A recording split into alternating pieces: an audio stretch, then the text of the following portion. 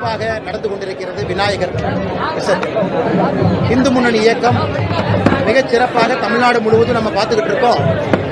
மிகச் சிறப்பாக அனைத்து இடத்திலும் கூட பக்தர்களை ஒருங்கிணைத்து அவர்களுக்கு அற்புதமான ஒரு வழிவகையை ஏற்படுத்தி பொதுமக்கள் குறிப்பாக பெண்கள் இந்த ஆண்டு மிக அதிக அளவில் வந்து வீதிக்கு வந்து வீட்டில் இருக்கக்கூடிய விநாயகர் எல்லாம் கொண்டு வந்து இந்து முன்னணியினுடைய பந்தலுக்கு கொண்டு வந்து அதை கரைப்பதற்கு மிகச் சிறப்பாக எடுத்து சென்று கொண்டிருக்கின்றார்கள். கோயம்புத்தூரும் ஒரு சான்று.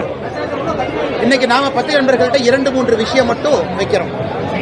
தமிழகத்தினுடைய பொறுப்பு டிஜிபியாக திரு வெங்கட்ராமன் அவர்கள் பொறுப்பேற்றிருக்கிறார். இதற்கு முன்பு இருந்த டிஜிபி திரு சங்கர் ஜிவால் அவர்கள் ஓய்வு பெற்றிருக்கிறாங்க. அவங்க புது பொறுப்புக்கு போயிருக்காங்க. ஓய்வு பெற்றதற்காக எங்களுடைய வாழ்த்துக்களை தெரிவித்துக் கொள்கின்றோம்.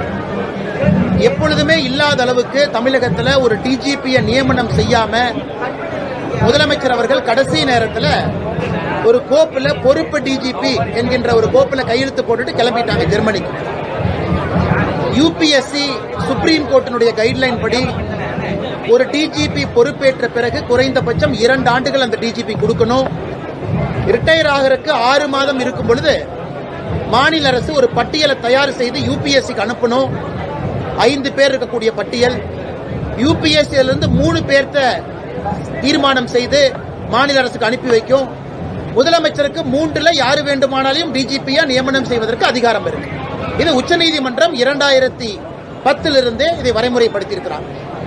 ஆனா சங்கர் ஜிவால் அவர்கள் இன்னைக்கு ரிட்டையர் ஆகிறாங்கன்னு தெரிஞ்சு 6 மாதத்திற்கு முன்பிருந்து எந்த கோப்பையும் தயார் செய்யாம 6 சீனியர் பைபாஸ் பண்ணி 6 மூத்த காவல்துறை அதிகாரிகளை பைபாஸ் பண்ணி சீனியாரிட்டி ஆர்டர்ல 7ஆவதாக இருக்கக்கூடிய திரு வெங்கட்ராமன் அவரை பொறுப்பு டிஜிபியாக இந்த பணியில் அமர்த்த வேண்டிய கட்டாயம் என்ன, அவசியம் என்ன? இதனால 6 ஐபிஎஸ் அதிகாரிகளுக்கு சீனியாரிட்டியில பிரச்சனை வருது. குறிப்பாக சீமா அகர்வால் அவர்கள், சந்தீப் ராய் ரத்தோர் அவர்கள், அபய்குமார் சிங் அவர்கள், வன்னிய பெருமாள் அவர்கள், ராஜீவ்குமார் அவர்கள், பிரமோத் குமார் அவர்கள், இவங்க எல்லாமே 6 பேர் இதுக்கு மேல இருக்காங்க.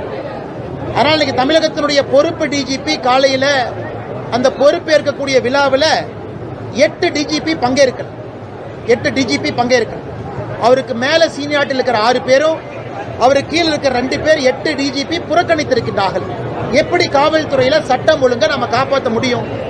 காவல்துறைக்குள்ளேயே சண்டை ஏற்படுத்தி, காவல்துறைக்குள்ளேயே பிரச்சனை ஏற்படுத்தி, காவல்துறைக்குள்ளேயே அதிகார போட்டியை முதலமைச்சர் கொண்டு வந்ததன் காரணமாக காவல்துறை நண்பர்கள் பலம் இழந்து நிற்கிறாங்க. சமீபத்தில் வந்த ஆய்வறிக்கை உங்களுக்கு தெரியும். இந்தியாவில் 31 மாநகரத்தில் ஆய்வு பண்ணாங்க மத்திய அரசு அமைப்பு. அதுல சென்னை 21வது நகரமாக இருந்திருக்கிறது. அதாவது பெண்களுக்கு பாதுகாப்பு இருக்கக்கூடிய நகரமாக NARI 2025 அமைப்பு நடத்தியிருக்கக்கூடிய ஆய்வறிக்கையின்படி சென்னை மாநகரம் 31 நகரத்தில் 21வது நகரம் தான் பாதுகாப்பு. 6 பெண்கள் 6% 100க்கு அவங்க மட்டும்தான் மிக பாதுகாப்பாக இருக்கின்றோம். 46 பேர் பாதுகாப்பா இருக்கிறோம். 48% பெண்கள் நாங்க பாதுகாப்பாவே இல்லைன்னு சொல்லியிருக்கிறாங்க. இதையெல்லாம் திமுக அரசு வெட்கி தலைகுனியணும். இந்த லட்சணத்துல காவல்துறைக்குள்ள சண்டனையும் பிரிவினைவாதத்தையும் ஏற்படுத்தி எடுத்திருக்கக்கூடிய முதலமைச்சர் மு.க. ஸ்டாலின் அவர்களுக்கு கடுமையான கண்டனங்கள். எங்களை பொறுத்தவரை இது இல்லீகல். பொறுப்பு டிஜிபி என்கின்ற பொறுப்பே இது ஒரு இல்லீகலான வேலை. சட்டத்தில் இதுக்கு இடம் கிடையாது. அதனால் உடனடியாக இதை மாற்றி போர்க்கால அடிப்படையில் யுபிஎஸ்சிக்கு 5 பேர் லிஸ்ட் அனுப்பி யுபிஎஸ்சி கொடுக்கிற 3 பேர்த்துல ஒருவரை தமிழகத்தினுடைய டிஜிபியாக அறிவிக்கணும். இல்லை என்றால் இந்த அரசு போலீஸ்லயும் வந்து அரசியலை கலந்துவிட்டு நஞ்சை பாய்ச்சி பொதுமக்களுடைய பாதுகாப்புக்கே பிரச்சனை ஏற்படுத்தி கொண்டிருக்கின்றார். நான் தொடர்ந்து குற்றம் சாட்டுறேன். இன்னொரு குற்றம், அரசு பள்ளியில மாணவர்கள் குறைந்து கொண்டிருக்கின்றார்கள். இந்த ஆண்டு ரிப்போர்ட் வந்திருக்கு. 2025-26 இந்த அகாடமிக் இயர் உள்ள வந்தவங்க ரிப்போர்ட் இப்ப இருக்கு. அதுல பாத்தீங்கன்னா அரசு பள்ளியில வெறும் 37% மாணவர்கள் தான் தமிழகத்தில் அரசு பள்ளியில படிக்கிறாங்க. 62.1% மாணவர்கள் தனியார் பள்ளியில படிக்கிறாங்க. இதற்கு முன்பு 2023-24 ஆய்வறிக்கை எடுத்தீங்கன்னா 42% குழந்தைகள் அரசு பள்ளியில படிச்சாங்க. 42.2% குழந்தைகள் அரசு பள்ளியில படிச்சாங்க. இன்னைக்கு 37.9% குழந்தைகள் தான் அரசு பள்ளியில படிக்கிறாங்க. திமுக அரசு வந்த பிறகு கடந்த 3 ஆண்டுகள்ல மட்டுமே 5% குழந்தைகள் அரசு பள்ளியில குறைந்து தனியார் பள்ளியில அதிகமாயிருக்கிறாங்க. இதான் அவங்க அரசு பள்ளி நடத்தக்கூடிய லட்சணம். அதற்கு ஒரு கல்வித்துறை அமைச்சர் அன்பில் மகேஷ் பொய்யாமொழி இருக்கிறாங்க. இவ்வளவு பில்டப், இவ்வளவு பட்ஜெட். அரசு பள்ளியை உங்களால காப்பாற்ற முடியல, அரசு பள்ளியில தரத்தை கொடுக்க முடியவில்லை என்றால் எதற்காக சமக்கல்வி, சமூக நீதி கல்வின்னு எதற்காக வாய்களிய பேசுறீங்க? இதற்கும் அரசு பொறுப்பேற்று பதில் சொல்லணும். வேறு வேறு மாநிலங்கள்ல அரசு பள்ளி மாணவர்கள் அதிகரிக்கிறாங்க, உதாரணம் உத்தரப்பிரதேசம். ஆனா தமிழகத்தில் அரசு பள்ளி மாணவர்கள் குறைவதற்கான காரணம் என்ன? எதற்காக அதிக பணம் கொடுத்து, கட்டணம் கொடுத்து தனியார் பள்ளிக்கு அவங்க போகணும்? மூன்றாவது, சிவகங்கையில வைகை நதியில திருப்புவனத்தில் உங்களுடன் ஸ்டாலின் வந்த பெட்டிஷன்லாம் ஆத்துல போட்டதை பார்த்தோம். இன்னைக்கு வட்டாட்சியர் வந்து கம்ப்ளைண்ட் கொடுத்திருக்காரு, ஆபீஸ்ல வச்சதை இவனை திருடிட்டு போயிட்டாங்க. வெட்கமா இல்லையா? இந்த மாதிரிலாம் சொல்றீங்க, மக்கள் இதை நம்பணும்னு நினைக்கிறீங்களா? வட்டாட்சியர் அலுவலகத்துக்குள்ள பூட்டு போட்டு திருடி இருந்தா அன்னைக்கே உங்களுக்கு தெரிஞ்சிருக்கும், பூட்டை உடைச்சு ஆத்துல வீசினதுக்கு அப்புறம் நாங்கெல்லாம் அது உங்க கவனத்துக்கு கொண்டு வரோம், பத்திரிகை நண்பர்கள் கவனத்துக்கு கொண்டு வரோம். ஆத்துல போட்டு 3 நாள் கழிச்சு வட்டாட்சியர் போலீஸ் ஸ்டேஷன் போய் யாரோ வட்டாட்சியர் அலுவலகத்தில் வந்து அப்ளிகேஷனை திருடிட்டு போயிட்டான், ஆத்துல தூக்கி போட்டான் கம்ப்ளைண்ட் கொடுக்குறாங்க. தமிழ்நாடு முழுவதுமே இந்த உங்களுடன் ஸ்டாலின் என்பதே ஒரு ஃப்ராடு திட்டம். இதுல யாருக்கும் எந்த பிரயோஜனமும் இல்ல. சும்மா அப்ளிகேஷனை வாங்குறது, குப்பை தொட்டியில போடுறது, ஆத்துல போடுறது, அல்லது தீ வச்சு கொளுத்திடுறது. அப்படி இருக்கும் பொழுது எதற்காக இந்த பில்டப் டிராமா? அதனால் முதலமைச்சர் நேரடியா பதில் சொல்லணும். எங்களுக்கு வட்டாட்சியர் பதில், இந்த பதில் வேண்டாம். உங்களுடன் ஸ்டாலின் என்கின்ற நிகழ்வை நடத்திவிட்டு எதற்காக பொதுமக்களை ஏமாற்றிக் கொண்டிருக்கின்றீர்கள் என்பதும் எங்களுடைய கேள்வியா இருக்கு. இதை தாண்டி நண்பர்கள் கேள்விகள், அண்ணா டிஜிபி இன்சார்ஜ் இல்லைன்னு நான் சொல்ல வரலீங்கண்ணா. டிஜிபி இன்சார்ஜ் எப்பவுமே எலெக்ஷனுக்கு முன்னாடி போடுவாங்க, ஒரு அரசு வெளியே போகும்போது போடுவாங்க, புதிதாக அரசு வந்ததுக்கு அப்புறம் அதை வரைமுறைப்படுத்துவாங்க. ஆனா எங்கேயுமே 6 பேர்த்த சூப்பர் சீட் பண்ணி பார்த்தது நான் பார்த்தது இல்லைங்கண்ணா. அதுவும் 6 மாதத்திற்கு முன்பே சங்கர் ஜிவால் அவர்கள் ஓய்வு பெற போறாங்கன்னு தெரிந்த பிறகு 6 பேர்த்த சூப்பர் சீட் பண்ணி போட வேண்டிய கட்டாயம் என்ன? அதனுடைய வெளிப்பாடு இன்னைக்கு பொறுப்பு டிஜிபி, நல்லவரா கெட்டவரா நான் சொல்ல விரும்பலீங்கன்னா, பொறுப்பு டிஜிபி அவருடைய பதவியேற்பு விழால 8 மூத்த ஐபிஎஸ் அதிகாரிகள் பங்கேற்கல. அப்ப ஐபிஎஸ் அதிகாரிகளுக்குள்ளேயே கோஷ்டி பூசல் சண்டை வந்தா பொதுமக்களுடைய உயிருக்கு உத்தரவாதம் யாரு? அதனால் பொறுப்பு டிஜிபி நடைமுறை எதுக்கு? எலெக்ஷனுக்கு 8 மாசம் இருக்கு. இன்னைக்கு அவங்க 6 மாசம் முன்னாடி ஃபைல் அனுப்பிச்சிருக்கணும். இவங்களா முடிவு பண்ணிட்டாங்க, முதல் 3 டிஜிபிக்கள் திமுக எதிரானவங்க, ஏன்னா நம்ம ஆளுகளை அரெஸ்ட் பண்ணிருக்காங்க, இவங்க ஆகாது இவங்க ஆகாதுன்னு எல்லாத்தையும் கழிச்சு கடைசியா 7ஆவதா இருக்கிற தூக்கி போட்டிருக்காங்க. இதை வன்மையாக கண்டிக்கின்றோம். முதலமைச்சர் பதில் சொல்லணும். சரி, சங்கர் ஜிவால் அவங்க ரிட்டையர் ஆயிட்டாங்க. தமிழகத்தில் தீயணைப்புத்துறைக்கு புதிதாக ஒரு பதவியை உருவாக்க வேண்டிய கட்டாயம் என்ன? எதுக்காக உருவாக்குறீங்க? எதுக்காக பதவி உருவாக்குறீங்க? ஏன் இன்னைக்கு இருக்கக்கூடிய தீயணைப்புத்துறையினுடைய டிஜிபி சரியில்லையா? எதற்காக புதியதாக ஒரு பதவியை உருவாக்குறீங்க? ரிட்டையர் ஆயிட்டார், முடிஞ்சது. கடைசி நாள் ஃபேர்வெல் பரேட் கொடுத்தாச்சு, எல்லா அதிகாரிகள் வந்து நன்றி சொல்லியாச்சு. அந்த ஒரு அதிகாரி என்ன ஸ்பெஷலா? அந்த ஒரு அதிகாரிக்காக ஒரு தனி துறையை உருவாக்கி, அந்த டிஜிபி ஃபயர் சர்வீஸ்க்கு மேல ஒரு துறையை உருவாக்கி, இது இந்தியாவில் எங்கேயுமே இல்லாத அநியாயம். இருக்கிற டிஜிபிக்கு ரிட்டையர் ஆன பிறகு ஒரு துறை, அந்த டிஜிபி பொறுப்புக்கு 6 பேருக்கு சூப்பர் சீட் பண்ணி பொறுப்பு. இதை எப்படி பொதுமக்கள் பார்ப்பாங்க? அரசியல் போலீஸ் துறையில கலப்பது திராவிட முன்னேற்ற கழகம் தான் பார்ப்பாங்க. அதைத்தான் நாங்கள் கேள்வியாக எழுப்பின்றோம். முதலமைச்சர் பதில் சொல்லட்டும். டிஜிபி, ஃபயர் போர்ஸ், அதற்கு மேல எதற்கு அந்த பொறுப்பு உருவாக்குனீங்க? காரணம் சொல்லுங்க. எதுக்கு உருவாக்கினாங்க? எல்லாவற்றிலும் அண்ணாமலை திமுகவை விமர்சனம் பண்ணிக்கொண்டே இருக்கிறார். திமுக எந்த நல்லது செய்தாலும் அதுக்கு அண்ணாமலைக்கு பிடிக்கலையா அப்படிங்கிற திமுக விமர்சனம். அண்ணா, இப்ப நான் சொன்னதெல்லாம் ஆதாரத்தின் அடிப்படையில் பேசினேங்க. நான் பேசினது எல்லாமே ஆதாரத்தின் அடிப்படையில் திமுக செய்திருக்கக்கூடிய தவற சொன்னேன், இந்து முன்னணி அவர்கள் செய்து கொண்டிருக்கக்கூடிய நல்லதை சொன்னேன். நான் சொன்ன டிஜிபி விவகாரத்தில் பத்திரிகை நண்பர்கள் நான் தவறா சொன்னா நீங்க என்னை பிடிச்சிருவீங்க, அண்ணா நீ டேட்டா தப்பா கொடுக்குறீங்க. நான் அரசு பள்ளி மாணவர்கள் டேட்டாவை நான் கொடுக்குறேன், அது 5% அரசு பள்ளி மாணவர்கள் இங்க கம்மியா இருக்கிறாங்க. ஆதாரத்தின் அடிப்படை இடத்துல இருக்கு முதலீடு ஈர்த்ததில். ஏதோ ஒரு கார் கம்பெனி, ஒரு டயர் கம்பெனி, ஒரு நட்டு கம்பெனி, ஒரு போல்ட் கம்பெனிக்கு வெளியே ஒரு எலுமிச்சம்பழத்தை புழிஞ்சுட்டு இந்த விவேக் சொல்லுவார் இல்லைங்க, 700 ஸ்பேர் பார்ட்ஸ்ல ஓடாத ஒரு லாரி எலுமிச்சம்பழத்துல ஓடுதுன்னு. அந்த மாதிரி ஒரு நட்டு கம்பெனி, போல்ட் கம்பெனிக்கு போயிட்டு அதை மட்டும் போட்டோ எடுத்து பத்திரிகை நண்பர்கள்ட்ட ஏமாத்த பாக்குறாங்க. இங்க இவங்க வந்துட்டாங்க, அவங்க வந்துட்டாங்க.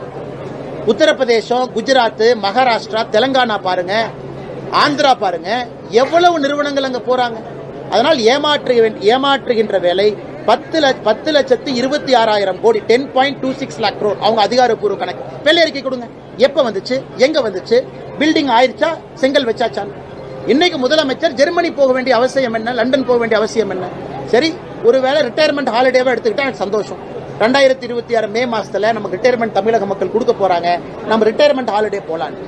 அதனால என்ன லாபங்கண்ணா? மத்திய அரசு இருக்கு, தொழில் ஈட்ட வேண்டியது அவங்க பொறுப்பு. இன்வெஸ்ட் இந்தியா இருக்கு, அவங்க பண்ணுவாங்க. தமிழ்நாட்டுக்குள்ள அந்த கம்பெனி நுழையும் பொழுது பிரச்சனையை சரி செய்வதுதான் இன்வெஸ்ட் தமிழ்நாட்டினுடைய வேலை. நீங்க அங்க போறது வேலை கிடையாது. சரி போங்க. மோடி அவர்களும் குஜராத்தினுடைய முதலமைச்சராக இருக்கும்போது ஜப்பான் சைனா போய் பணம் கொண்டு வந்தார். அதுக்காக நான் நீங்க போறது தப்புன்னு சொல்ல, போனதுக்கு வெள்ளை அறிக்கை கொடுங்கன்னு கேட்கிறேன். 10,26,000 கோடி ரூபாய்க்கு வெள்ளை அறிக்கை கொடுங்க. நட்டு போல்ட்டு எலுமிச்சம்பழத்தை தவிர என்ன கொண்டு வந்தீங்கன்னு காட்டுங்க. இல்லாட்டி 750 ஸ்பேர் பார்ட்ஸ் ஓடாது. முன்னாடி மாட்டம் எலுமிச்சம்பழத்தில் ஏன்னா ஓடும். நான் கேட்கல, மக்கள் கேட்கலாம். அமெரிக்க வரி விதிப்புல 50% காட்டன் இண்டஸ்ட்ரி சோமனி செக்டர்ஸ் எல்லாமே வந்து பயங்கர லாஸ். சென்ட்ரல் கவர்மெண்ட் என்ன பண்ணும்? ஆனா நிதி அமைச்சர் அவங்க கிட்ட நேத்து நம்முடைய பாரதிய ஜனதா கட்சியினுடைய தொண்டர்கள் தலைவர்கள் எல்லாம் சென்னையில ஒரு நீண்ட விவாதம் நடத்தினாங்க. மாநில தலைவர்லாம் இருந்தாங்க. இன்னைக்கு நம்முடைய மத்திய அரசு போர்க்கால அடிப்படையில் அமெரிக்காவுக்கு இங்கிருந்து நாம் எக்ஸ்போர்ட் செய்யற நம்முடைய இது பாத்தீங்கன்னா 5ல் கிட்டத்தட்ட 1%, 20-22% இன்னைக்கு அமெரிக்காவுக்கு மட்டும் போகுது. 50% வரி விதிப்பு என்பது நிச்சயமா இங்க இருக்கக்கூடிய ஏற்றுமதியாளர்களுக்கு அது ஒரு பின்னடைவு தான். அதுல எந்த மாற்று கருத்து இல்லை. ஆனா அரசு இதை உணர்ந்து தயார்படுத்த ஆரம்பிச்சிட்டாங்க. புதிதாக 40 கண்ட்ரீஸ் கிட்ட புரிந்துணர்வு ஒப்பந்தம், இந்த புது மார்க்கெட்டை உருவாக்குவதற்கான முயற்சியில நம்முடைய அரசு இறங்கி இருக்கிறாங்க. பியூஷ் கோயல் அவர்கள் நேற்று டெல்லியில கூட பேசினாங்க. அதனால எனக்கு நம்பிக்கை இருக்கு, நம்முடைய ஏற்றுமதியாளர் நண்பர்கள், குறிப்பாக திருப்பூர், குறிப்பாக கோயம்புத்தூர், இந்த பகுதியில் இருக்கக்கூடிய ஏற்றுமதியாளர்களுக்கு அவங்க போட்டிருக்கக்கூடிய ஃபார்வர்டு கான்ட்ராக்ட் என்ன இருக்கோ பிரச்சனை நடக்கும்.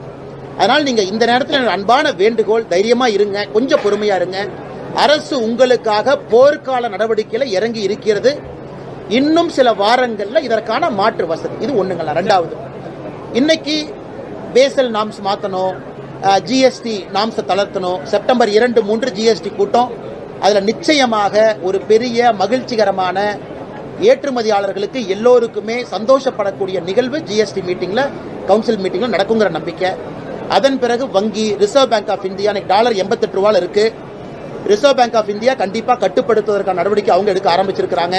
ஏன்னா ஒரு பக்கம் டாலர் ஏறனால ஏற்றுமதியாளர்களுக்கு நன்மை, ஆனா டாலர் ஏறனால இறக்குமதியாளர்களுக்கு பிரச்சனை. அதை நிச்சயமா ஆர்பிஐ கணக்கில் எடுக்கும். ஆனா சகோதரர் கேட்கிற கேள்வி நியாயமானதுதான், எல்லோருக்குமே ஒரு பயத்தை ஏற்படுத்தியிருக்கு. அதே நேரத்தில் அமெரிக்காவுடைய அதிபர் ட்ரம்ப் அவர்கள் சம்பந்தமே இல்லாத போட்டிருக்கக்கூடிய 50%, யாரும் இதை ஏத்துக்க மாட்டாங்க. ஒரு நாட்டை மிரட்டி அடிபணிய வைத்து ஒரு அந்நிய நாட்டினுடைய கைக்கூலியாக இருக்க வேண்டும் என்பதற்காக போடப்பட்ட 50% பேசுவது எளிது, கம்பெனி நடத்தவங்களுக்கு இது கஷ்டம். அதை நிச்சயமா நான் உணர்றேன்.